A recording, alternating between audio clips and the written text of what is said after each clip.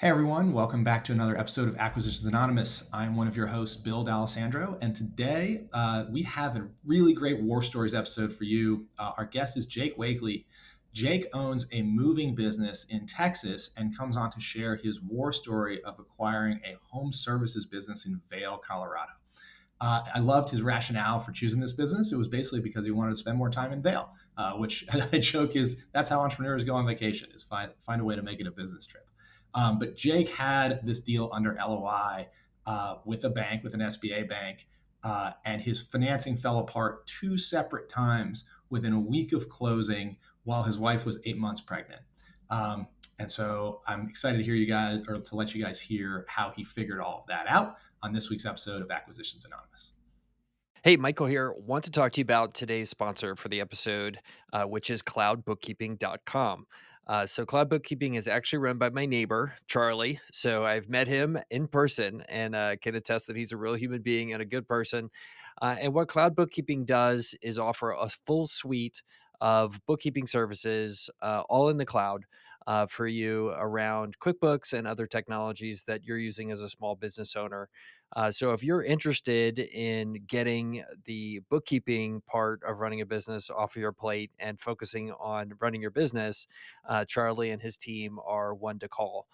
They can put together a bunch of other stuff in terms of helping you manage and grow your business besides just bookkeeping, sophisticated reporting, definitely helping you get your QuickBooks online set up in the right way, and a number of things around payroll as well. So definitely know them and recommend them. If you want to find out more about Cloud Bookkeeping, you can go to their website at cloudbookkeeping.com.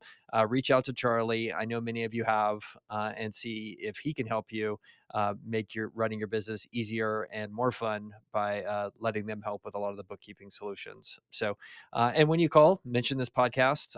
It would help us and help Charlie know that we're supporting him as well. So thanks a bunch, and cloudbookkeeping.com as the sponsor for today's episode. All right. Today on Acquisitions Anonymous, we have a really interesting guest. Jake Wakely is here with us. Great to have you, Jake. Pleasure to be here. Thanks for having me. All right. So Jake came to us. This is going to be one of our War Stories episodes. And Jake came to us from Twitter and said, "Oh boy, do I have a war story for you guys." So, Jake, I would love it if you would just kind of give our listeners an intro, kind of who you are, what you do, where you came from, and how you got to the beginning of the story. Yeah. So I'm Jake Wakely down in San Antonio, Texas. I tried to make it funny when we were scheduling this that I was just going to walk over to Girdley's house and knock on his door and show up for the episode. Turns out he's not in town, so can't do that, but live right around the corner from him. Got into the S&B world about a year ago when we bought our first company, moving business down here in San Antonio. Since then, we've acquired a property management firm in Eagle County, so kind of Beaver Creek, Vail, Colorado area. That closed 6 weeks ago. So kind of Memorial Day, June 1st was our legal day one. So that's our most recent acquisition, which is where the war story comes from. We've got a couple from the first deal, but I think we'll focus on that one today. But yeah, it's kind of all centered around banking is hard in SMB. So Vail Home Care, what does this company do? Yeah, so we are a property management firm in its truest form for very, very, very wealthy clients. So there's no rentals, no vacation, no Airbnb. It is strictly taking care of second, third, fourth homes for high net worth individuals. So this would be things like cut my grass, make sure the water gets turned off before the winter, all that stuff. Yeah, so annual contract, we do a weekly walkthrough. We've got property managers out there that do a weekly inspection of the house, make sure doors are closed, make sure windows are still intact, make sure the roof is fine, make sure water runs, outlets work, and then whenever the clients are coming, we'll make sure their house is set up and prepped, deliver their cars to the airports, make sure there's groceries in there. If there's any specifics they like, it's really kind of a concierge tailored property management for them or for whatever they need. We even go into potentially project work. So they need a new roof, they need a new deck. We'll oversee those projects for them. So yeah, a little bit different than the typical kind of property management that you hear of, let's load up on doors and let's rent stuff out. None of the clients rent. It's strictly just making sure their house is in tip-top shape whenever they arrive. Okay. Wow. Really interesting. That sounds like a service I would really enjoy if I had a rental property in Vail. So was this a business model you were interested in? Was this a place you were interested in and you're business model agnostic? How did you find this business? Location. I've been going out to Vail for about 10 years now. My old college roommate lived there right out of college. My wife and I love to ski. So we've been going to Vail for about 10 years, skiing, visiting them, talking about wanting to spend more time out there for about 10 years from setting foot. So I was searching for a while for either a place to buy out there or a business to buy out there. Figured if I've got to do it, might as well get something that's going to generate income versus cost me a lot of money. So scouring biz buy sell for years, and back in December, early January, I came across this deal, had notifications for kind of Eagle County area, came across it. Property management seemed not the most difficult of businesses out there. Obviously, every business is difficult. However, kind of intrigued me. So I looked through the deal a little bit, signed the NDA, sent it over to our team, and we're like, this actually kind of looks kind of cool. So, but yeah, definitely more location versus business model, industry, anything like that. But it kind of fit our parameters of service business, not necessarily recession proof, but the clientele seemed like it's a little bit more than your typical, vacation rental, ups and downs. This type of clientele is not affected as much. And so we liked a lot of the parameters around it, but definitely location based was a big key to it. It's somewhere that we spend time, we want to spend more time and want to have something out there. This is how entrepreneurs go on vacation, right? Oh, geez, I really like spending time in Vail. I need to buy a business there. So it's interesting to me that you've found this. Like, everybody talks about these, like, oh, there's all these hacks to find deals and stuff like that, and you just did it straight old school. Like, you had a biz buy sell notification set up for Eagle County, and it showed up in your inbox, and you looked at the deal. So, it's super curious to me because a lot of times people are talking about actually being able to find deals just through the front door, and you totally did it. Yeah, I mean, obviously there's a lot on biz buy sell that everybody kind of knows that it out there. It's tough because it's a different culture, and a lot of it is word of mouth, and there's very very few listings out there. So I was surprised that this came about, and even more surprised that it was viable. To be completely honest, after looking at the financials, I was like, oh, that's not a huge business, but a solid one. But yeah, didn't need anything creative, didn't need any, off market this, off market that. It just stayed patient and kept looking and looking and looking and figured something would pop up when the time was right. So you sign the NDA, you get all the financials, you look at it, you think it's actually pretty decent, kind of fits your qualitative and quantitative parameters. Then kind of what happens next? Yeah, so we signed the NDA, sent it over to my team. So I've got a partner here at Budget. We're partners in all this kind of building. I'm sure you've heard John Wilson's podcast. We're kind of building our little portfolio of service businesses. Sent it to him. He was like, yeah, it looks good. My old college roommate and his wife live out there. She was looking for a change. He's a high-end realtor in Eagle County. So the clientele we're looking for on this, sent it to him. His wife is actually our GM now out there for the company, and he is a partner in the business. So sent it to him and said, hey, are you interested? What do you think? And had a few calls, set up some time with the broker. got a little bit more detail, and then set up some time with the sellers just to have that intro call, make sure everything meshed well, make sure we weren't missing anything. Kind of stars aligned, everything kept checking out. Seemed like a great deal. I believe the sellers ended up with probably half a dozen at least LOIs. We submitted an LOI, kind of went through that process, had another call with them, and ultimately they felt that our team, I think they felt that we had a team and it wasn't just a person. We had that local presence, husband and wife. It was a husband and wife combo that owned it. So they really loved, we had a husband and wife combo that were local to the area to kind of take over their legacy.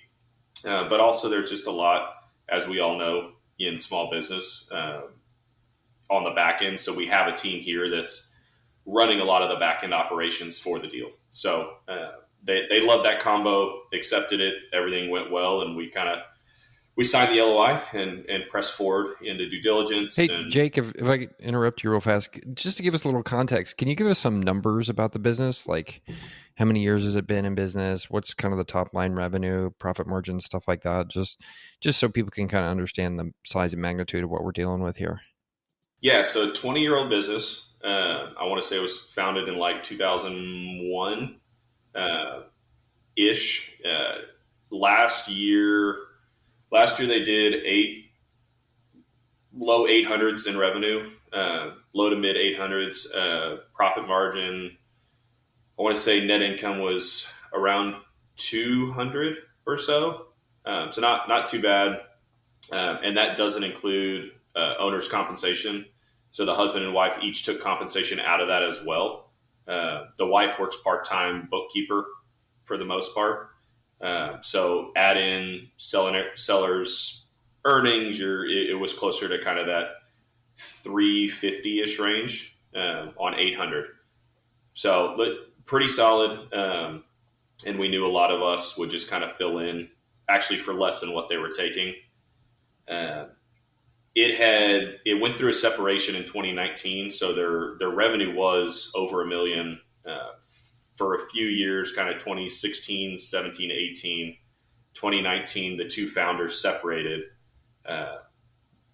Current guy that we bought it from, revenue dropped down to about 700, and he's slowly built it up. But he's capped it off over the years, and he kept it flat because he knew he didn't have the capacity to take on more homes. And then what were they? So it sounds like the business does 250, 300. What were they? Did they have an asking price when they listed the thing? Yeah, they asked 1.2.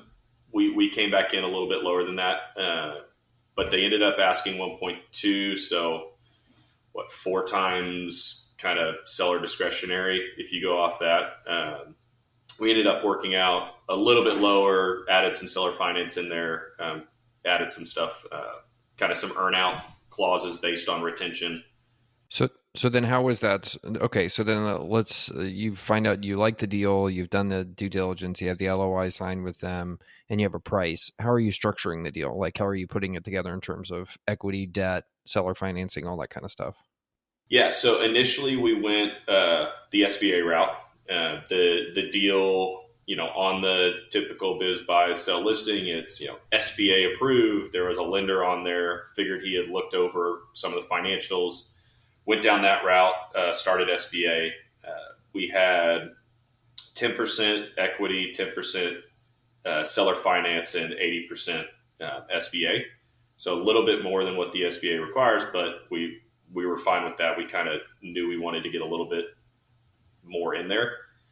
So went down that route. Everything was great. Had talked with the lender, walked through the typical SBA route, get them the 4,000 pieces of paper that they need, all the documentation.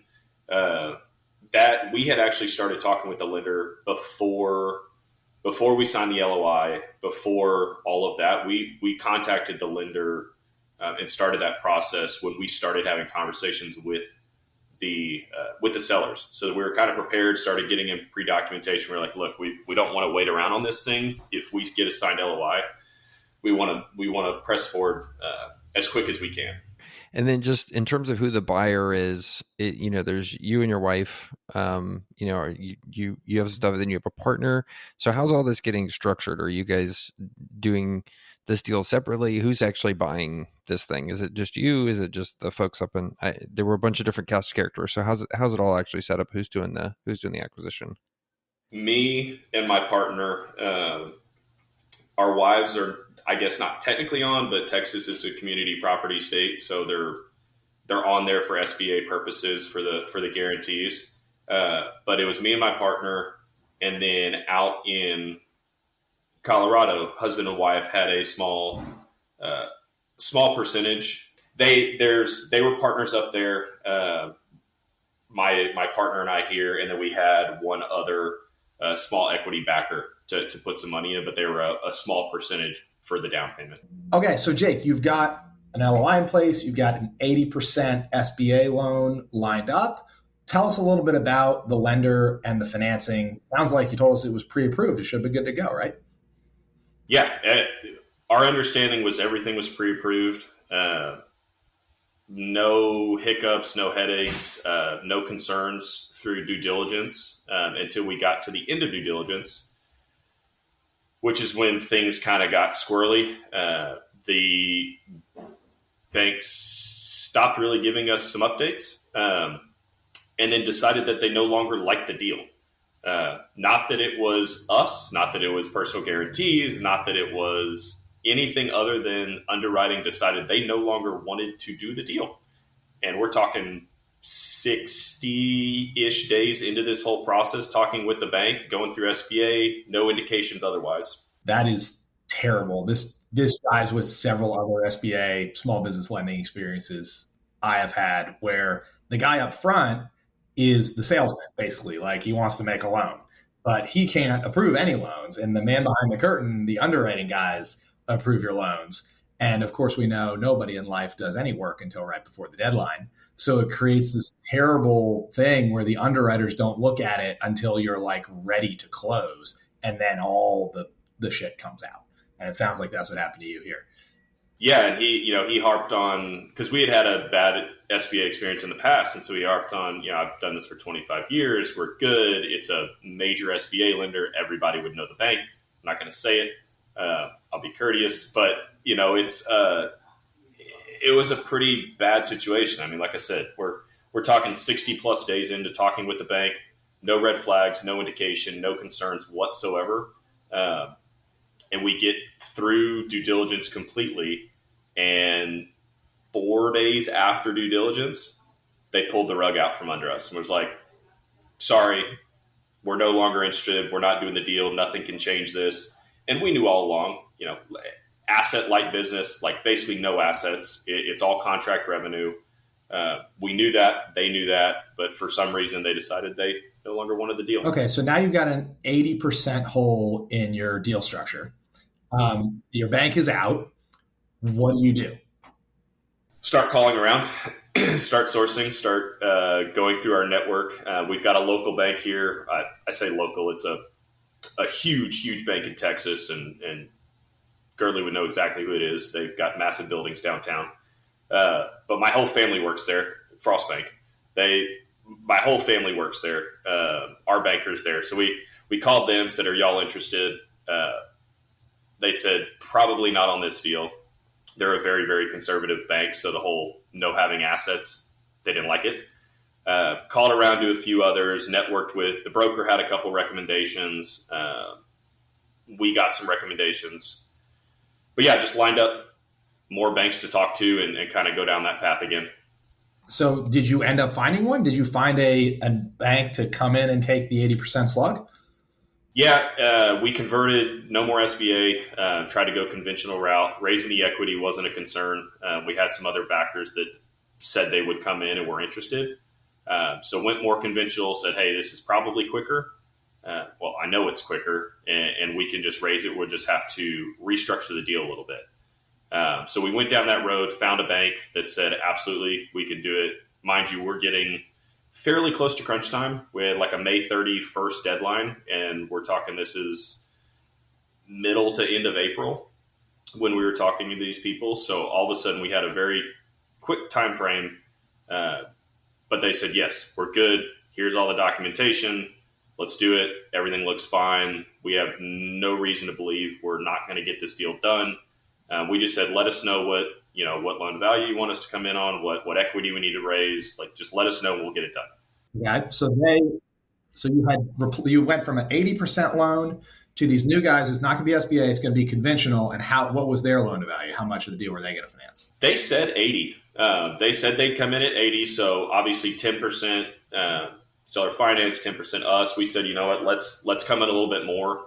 So we raised it up a little bit. We were going to do 70, raise 20% equity, 10% seller finance note, and then do 70 at the bank. And they said, yeah, absolutely, that's fine. Have no reason to believe that's not going to happen.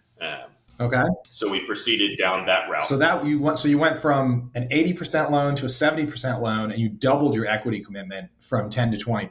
So I assume that you and all your other backers had to double the check size that they were going to put in order to make this deal work. Then what happened? We got to about 10 days out. Mind you, no real updates throughout the process, but every time we talked to the banker, it was, we're good, kept following up. They came back a couple of times saying, we want more personal guarantees. Okay. So we went to a couple backers and said, that's fine. Then it became, oh, well, we know who one of your backer is. So now we're going to reach out to them directly and require $1 million in deposits in order to do this deal. And we were like, wait, what? Went around our backs to them and said, we want your personal deposits in order to do this deal. So just to be clear, this bank wanted your lead high net worth backer to leave $1 million on deposit with them to secure the loan, or just they wanted $1 million in business? Quid pro quo. If you do this, we will do the loan. Not to secure the loan, separate, but they wanted the banking relationship with the high net worth person in order for us to do this other deal. They said, if you do this, we'll do this. And along the way, there's personal guarantees involved in all of this, right? You guys are pledging, you're pledging to make sure these loans get paid. Yeah, mind you, at this point, me, my partner, the husband and wife combo out there, and the high net worth individual have all pledged personal guarantees. There are 5 personal guarantees. Yes. And at that point, they come back and say, never mind, we also want the $1 million in deposits. And I'm assuming you're going to tell me that was a bridge too far.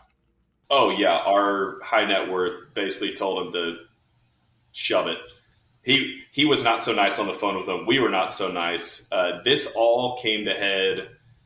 So we were supposed to fly out to Beaver Creek area on Sunday, Memorial Day weekend. This all happened the Tuesday or Wednesday before. I think Wednesday before is when this all happened and everything just fell apart. So this is the week of closing. This is like Monday, Tuesday. You're supposed to fly out there to close like the following Monday, June 1st. And all of a sudden you have 30% of your financing committed. You have the 10% seller financing, you have 20% equity, and now no bank at all. So you got a 70% hole in your deal with days to go. How do you plug that? Aggressive phone calls for the next 12 hours. We went back to some of our backers, explained the situation, and we just put our heads together. Luckily, they were confident in us and confident in the deal. So within about a maybe 12-hour stretch, we raised the rest of the commitment from them. We structured it partly. The 70% is mostly is all a bridge loan. So with the understanding that we are going to refinance them out of that within a year time frame. But we did a bridge loan, fixed interest rate. We also raised their equity a little bit more.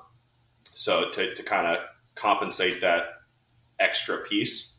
But yeah, we ended up private financing the entire thing within about a 12 to 24 hour stretch. And we had all of the money secured and wired into our bank by Friday. So this was, you have sort of 2 pieces or several slugs here. You've got the seller financing, you've got the, I guess what would be called like the GP commit, your commit, And then you've got all of your investors equity commit. And now is it the same equity guys that are going to put in the debt commitment, kind of in roughly the same ratio? Same people, no new parties. Same people, no new parties. Wow, that's fantastic. So now you've got no bank, but you've got still probably 60 to 65% leverage on the deal, which you'll have to refinance out at some point. Do you have a kind of a bullet, or does it mature, or like, are you under the gun to finance it, or is it just sort of we'll do the best we can? So we've got a year to finance it, to refinance them out of their bridge loan. If we don't, it all converts to Series B shares, which most of them are at already, so non-voting. So basically, if we don't, their equity increases, but we're fully committed to refinancing it out, and we've already started that process. Yeah, so that it would be phenomenally dilutive if you don't refinance. Yeah, but you got it done. But the point thing is you own the company now. Yes. The short of it is we own the company, not for lack of hurdles. Yep. Wow, that's incredible. So tell me a little bit about the relationship with your backers. I imagine that, even if relationships are good, this is a lot of topsy-turvy. People can get quite frustrated, et cetera. How did you make sure, or did you have any problems with people going like, hey, maybe we shouldn't do this? Like, good try, Jake, but it's not going to work this time. Did you have any of that, or was everybody all in the whole time?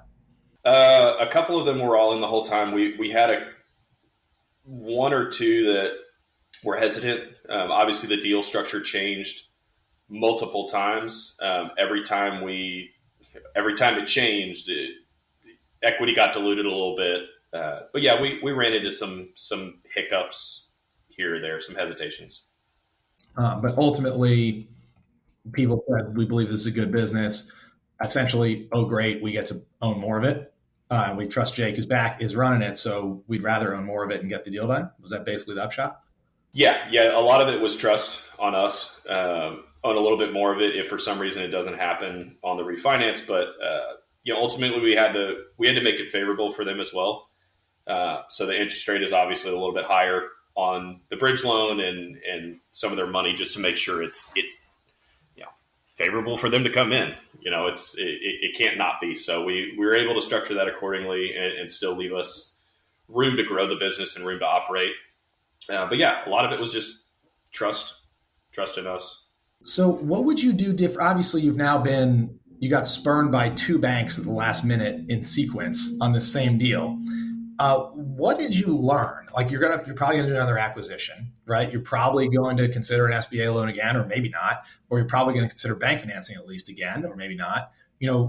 What would you do differently, if anything, on your end to keep this from happening to you again next time? Ask more questions up front, probably of the banks. Just obviously we tried to ask a lot, but understanding every deal, I'm understanding more and more about how the banks view things.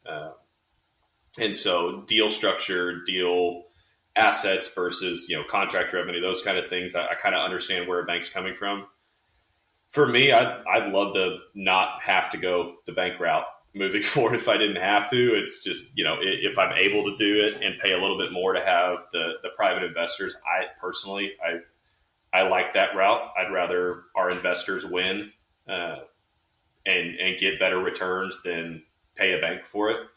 I don't think that's always going to happen, but I personally kind of like that win-win situation for our investors. And some of them were also in our first deal last year. So these are people that have been with us for about a year now and trusted us enough to go into the second deal as well. So we're kind of building that investor base for us. If for other people listening that I'm sure are doing deals with SBA loans or with banks and can't avoid banks and are going to use bank leverage, is there anything you would recommend that they do to avoid ending up in the situation that you ended up in when working with the bank? Start building the relationships with bankers. Our current banker here in San Antonio, he's fantastic. He's a straight shooter. He doesn't beat around the bush. He's one of the ones that said, hey, I don't think this is right for our bank. We're going to pass. I'd much rather have that immediately all day long from the banker versus going down the rabbit hole of collecting it. Oh, well, maybe let's see if we can push it through underwriting. So building the relationships with the bankers is huge, absolutely huge. And how about interacting with underwriting? Because yes, everybody I think would prefer a quick no rather than a slow no, especially if you're trying to get a deal done. But it seems like you got blindsided a little bit in that things got so close to closing, and either people hadn't done their homework, or they hadn't gotten internal approvals, or something happened. Do you feel like there was any way you could have avoided it? Potentially, I think asking for a little bit more information from the bankers up front, how their underwriting views deals. Because like ours, we knew there was no asset. So, hey, is your bank more conservative? Do they do asset light deals commonly? How do they do these?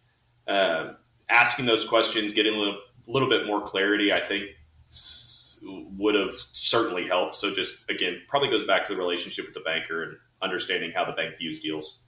Yep. I was part of an SBA deal almost 2 years ago now, and it was the exact same thing. We had a whole bunch of small equity commits, and probably a week before the deal was supposed to close. And by the way, the deal was supposed to close on 12/31 because the seller wanted it in that tax year. So like delay, if it was a delay, the seller said, "I'm not selling." So it was close on this date or don't own it. And the bank came back like on Christmas and basically said, "We don't like it. It's too complicated. It looks like a private equity deal to us with all these small commits. We can't approve it. We need personal guarantees from every single small equity commit, even people who were in for like 1% of the deal," which was just a total non-starter.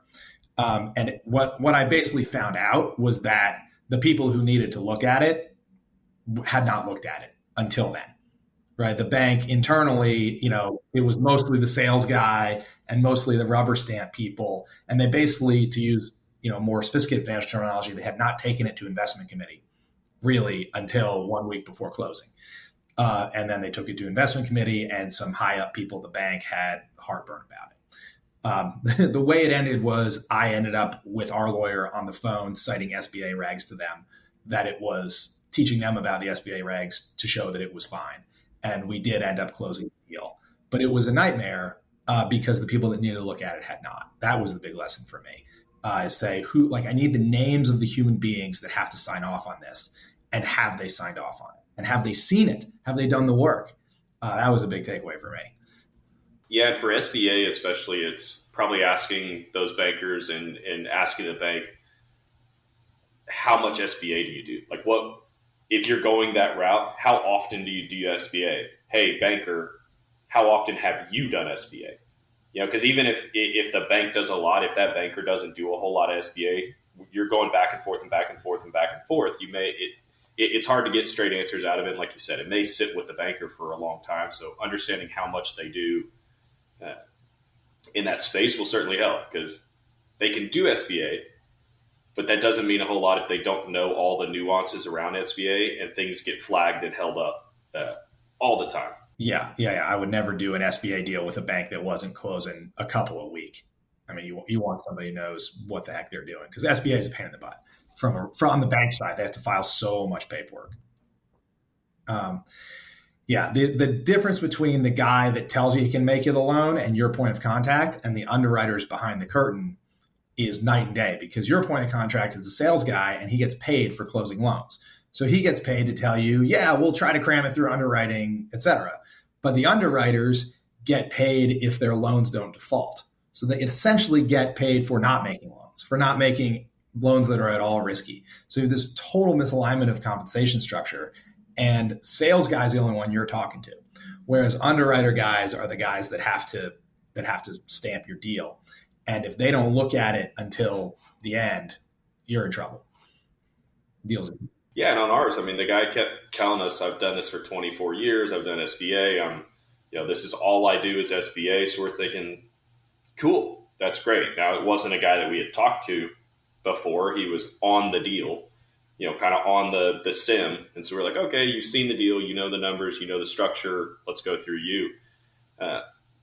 Conversely, last year when we were closing budget, went down the SBA route as well. Took forever. It was an issue of lack of SBA knowledge. So SBA bank or SBA approved bank, but the banker hadn't done a whole lot. So it was just back and forth and back and forth and back and forth. Had no idea what she was doing. Ran into similar situations, and we ended up bailing on the SBA process 5 weeks before closing and going conventional and pulling more equity in. Same deal, repeated again. So, but that was our first go around. We learned some stuff from there, but yeah, it can be a nightmare if they don't know what they're doing with the SBA. All right. Well, Jake, that sounds like it probably put a couple extra gray hairs on your head. I'm sorry you went through that. But I think a helpful war story for our listeners to hear, especially folks trying to close deals with SBA loans. So, Jake, as is our tradition here, we want to give you a chance to tell listeners where they can find you on the internet, or shout out to any way they can help you, send you deals, donate to your favorite charity, whatever it is. Yeah, on Twitter, I think it's at Jakely Wakely. Don't ask me why it's that. I created it a long time ago, haven't changed it. If they want to email me, jake.wakely@budget-movers.com. I know a few people have reached out over the last year to have conversations. I'm happy to chat. You mentioned charity. I completely forgot I run a nonprofit as well. So if anybody wants to reach out about that, the info's on my Twitter. It's the Mindful Foundation. So happy to talk to anybody about that. Awesome. Very cool. So find Jake at Jakely Wakely on Twitter. Thanks for being on, Jake. Really appreciate it. Great stories. That wraps up another episode of Acquisitions Anonymous. We will see you guys next time.